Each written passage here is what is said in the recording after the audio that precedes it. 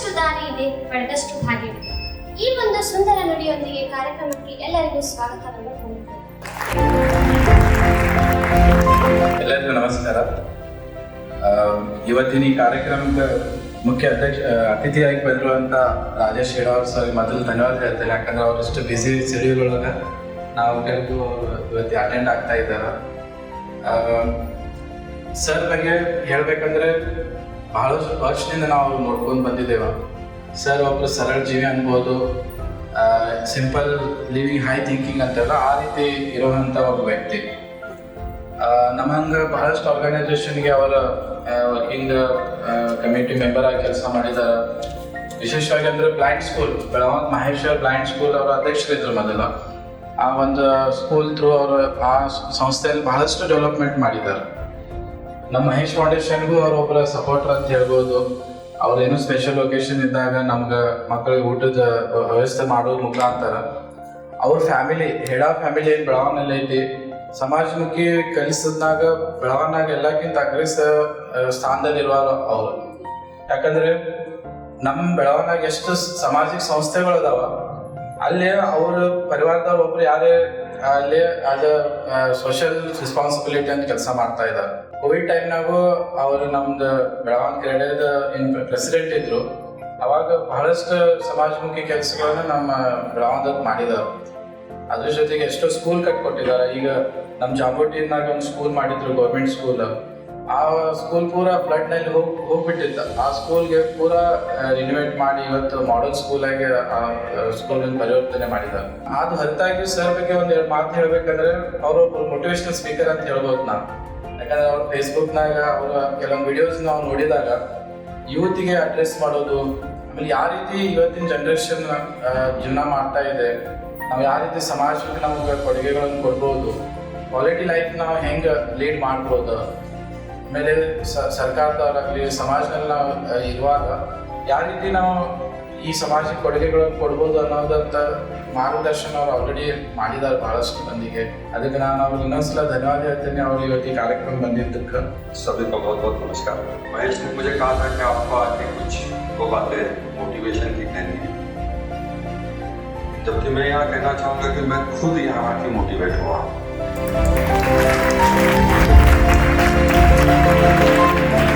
मैं खुद यहाँ आके इंस्पायर हुआ हूँ कि ये जो 14 साल की जर्नी है, कहते हैं कि Rome was not built in a day. किसी शहर को, किसी संस्था को, किसी भी नई चीज को बनाने में सालों लग जाते हैं, 25 साल, 50 साल, 100 साल, और ये 14 साल में हुआ है। पहले शुरू में नाम सुना था तो मुझे लगा कि आजकल बहुत लोग अपना एक सोशल ऑर्गेनाइजेशन बनाते हैं, एक फाउंडेशन बनाते हैं और उसके थ्रू अपना नाम बनाने की कोशिश करते हैं, उसके थ्रू अपना एक एम्पायर बनाने की कोशिश करते हैं। ऐसे भी कई संस्थाएं हैं। लेकिन जब परसों मैंने उनको खुद सुना, उनके बारे में सुना और आज यहाँ आके देखा, तो ये महसूस हुआ कि ये काम उनके दिल से आया है।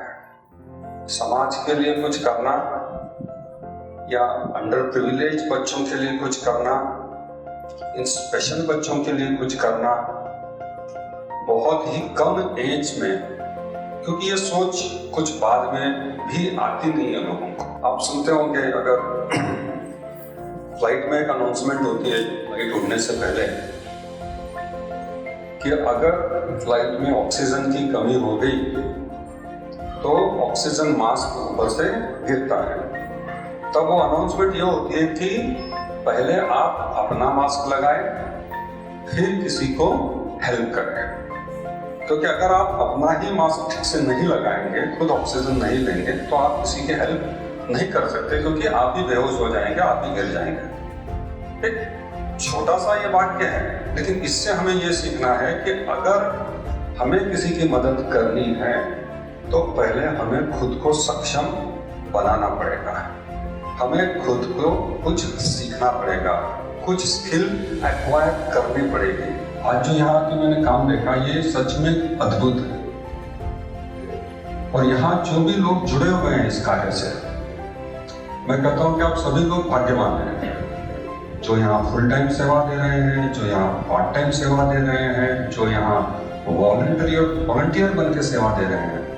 ये मौका सबको मिलता नहीं है। अगर आपको यहाँ आने का मौका मिला है, कुछ अपनी सेवा देने का मौका मिला है, हो सकता है डायरेक्ट बेनिफिट आपको कम हो, लेकिन इनडायरेक्ट बेनिफिट इसका बहुत ज़्यादा है। ये आपको आपके आने वाले जीवन में एक अच्छा इंसान बनने में, एक सफल इंसान बनने में, ये जो आप आज यहाँ पे योगदान दे रहे हो, ये बहुत मददगार साबित होगा। कहते हैं कि the best investment is investment in your best self. खुद पे इन्वेस्ट हमें करना चाहिए। इसका एक छोटा सा उदाहरण, जैसे कोविड का जिक्र आजकल बार बार आ रहा है। जिन लोगों ने अपने हेल्थ में इन्वेस्टमेंट किया था, उनको तकलीफ कम हुई या वो इससे बच गए। जिन्होंने अपनी इम्यूनिटी को अच्छा रखा था, वो इससे बच गए, या उनको कोविड हुआ तो भी उनको तकलीफ नहीं हुई। तो ये क्या था?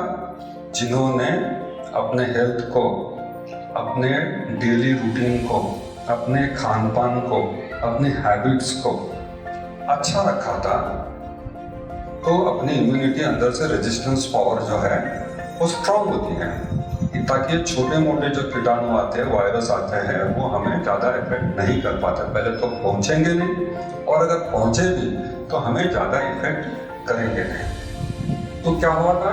ये हेल्थ में इन्वेस्टमेंट हुआ था। कहते हैं लोग अगर हेल्थ में इन्वेस्टमेंट नहीं करते हैं तो जितना कमाया हुआ है वो बाद में एक साथ देना पड़ता है। कहते हैं कि महान बनने के लिए या बड़ा बनने के लिए बड़ा काम करने की जरूरत नहीं, बड़ा बनने के लिए कुछ काम करने की जरूरत है। जो भी हम कर रहे हैं उसमें हम बेहतर कैसे कर सकते हैं? कल जो हम थे, आज जो हम हैं, एक साल बाद जो हम हैं, अगर हम सेम ही रहे, 2020 में जो हम थे और 2021 में हमने नया कुछ भी नहीं सीखा, नई कोई स्किल एक्वायर नहीं किया, अपने आप को बेहतर नहीं किया, तो ग्रोथ नहीं है। पर्सनल लाइफ में हो, प्रोफेशनल लाइफ में हो। कि एक कहावत है कि you cannot hang around with chickens and dream like a eagle. हमें अगर ईगल बनना है तो पहले हमें देखना है हमें ईगल से दोस्ती करनी पड़ेगी। हमें उस टाइप की कंपनी में रहना पड़ेगा जो हमें इंस्पायर करते हैं, मोटिवेट करते हैं और जो हमसे बेहतर है। कभी भी ध्यान में रखिए कि अपना जो सर्कल है, you are average of 5 people, और ये बहुत इंपॉर्टेंट थिंग है, you are average of 5 people you spend most of your time with. तो आप एक लिस्ट बना के देखिए कि आपके सबसे करीबी 5 लोग कौन हैं जिनके साथ आप मैक्सिमम वक्त बिताते हैं, और फिर देखिए कि वो 5 लोग कौन हैं और उनमें क्या क्या क्वालिटीज है, क्योंकि आप उन 5 से बेहतर कभी नहीं हो सकते। अगर वो एवरेज लोग हैं तो आप भी एवरेज ही रहोगे, और अगर वो आपसे बेहतर है तो धीरे धीरे आपकी क्वालिटी इंप्रूव होती जाएगी। एक कहानी मुझे छोटी याद आती है कि एक बार जैसे ओलंपिक होते हैं, जैसे खेल स्पर्धाएं होती हैं, तो ऐसी एक स्पर्धा थी जिसमें ये साइकिलिंग की थी। जैसे रिले होता है, एक को एक बैटन हम लोग देते हैं, फिर जीतता है, वैसे साइकिलिंग वाला वो रिले था। तो एक देश की टीम थी, वो हमेशा 8वें 9वें 10वें नंबर पे आती थी। तो उस देश के जो हेड थे उन्होंने सोचा कि हमारी टीम कभी जीतती क्यों नहीं है, हमेशा 7th 8th 9th नंबर पे आती है, बहुत कोशिश करने पर भी आगे नहीं बढ़ रही है। तो उन्होंने नया कोच अपॉइंट किया और उसे कहा कि भाई कुछ भी करो, हमारी टीम को जिताओ। तो उस कोच ने ये जिम्मेदारी ली और उस कोच ने उस टीम को लेके काम करना चालू किया। उसने एक नया मंत्र दिया, डेली 1% इंप्रूवमेंट। एक साथ 10%, एक साथ 50%, एक साथ 100% नहीं, डेली 1% इंप्रूवमेंट। तो अब डेली 1% इंप्रूवमेंट में क्या क्या इंप्रूव करना है? तो उसने सुबह उठने से लेके रात को सोने तक का चार्ट बनाया कि आप सुबह उठते कब हो, उसके बाद आप खाते क्या क्या हो, आपका एक्सरसाइज शेड्यूल क्या है, उसके बाद आप रेस्ट कितनी लेते हो, क्योंकि रेस्ट बहुत इंपॉर्टेंट है। अगर आपको परफॉर्मेंस देनी है तो उससे पहले सही तरह से रेस्ट भी जरूरी है। रात को सोएंगे नहीं तो अगले दिन काम नहीं होता है हाथ से, अपना परफॉर्मेंस वीक रहता है। रात को अगर 3 घंटा सोएंगे तो अगले दिन का अपना परफॉर्मेंस सही नहीं रहेगा। तो वो 7-8 घंटे की नींद जरूरी है। उसके बाद जो साइकिल यूज हो रही है उसमें क्या क्या इंप्रूवमेंट हो सकते हैं, वो चेन कैसी है, उसका गियर कैसा है, उसमें कुछ इंप्रूवमेंट हो सकती है क्या, टायर का प्रेशर कितना है, उसमें हवा कितनी है, उसमें क्या इंप्रूवमेंट हो सकती है कि सही प्रेशर रहेगा तो साइकिल बहुत ठीक से चलेगी, उसकी ग्रीसिंग ऑयलिंग। तो ऐसे एक एक छोटी छोटी छोटी छोटी चीज पे जब इंप्रूवमेंट करते गए तो पहले ही साल जिस वक्त कोच अपॉइंट हुआ वो टीम 3rd नंबर पे आई और तीसरे साल वो टीम 1st नंबर पे आई। कहने का तात्पर्य इतना ही है कि जो 1% इंप्रूवमेंट वाला फॉर्मूला है हम अपनी जिंदगी में ला सकते हैं। अपने जिंदगी के क्या क्या अलग अलग फैक्टर्स है, सेक्टर्स है, जिसमें अपने दोस्त हैं, हम परिवार वाले बदल नहीं सकते, दोस्तों को तो बदल सकते हैं। अगर कंपनी अच्छी है तो उसे और इम्प्रोवाइज करने की कोशिश करें, क्योंकि दोस्त हम चूज करते हैं, हमारे रिलेशन हम चूज नहीं करते, वो हमें मिलते हैं। कहते हैं कि भाई पड़ोसी हम बदल नहीं सकते क्योंकि वो पड़ोसी है वहां पे। तो हमारा सर्कल चूज करने की जिम्मेदारी हमारी है।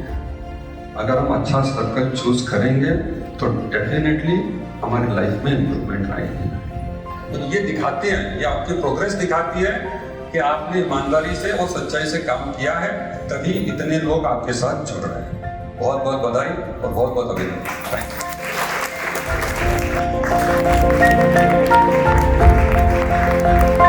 यू।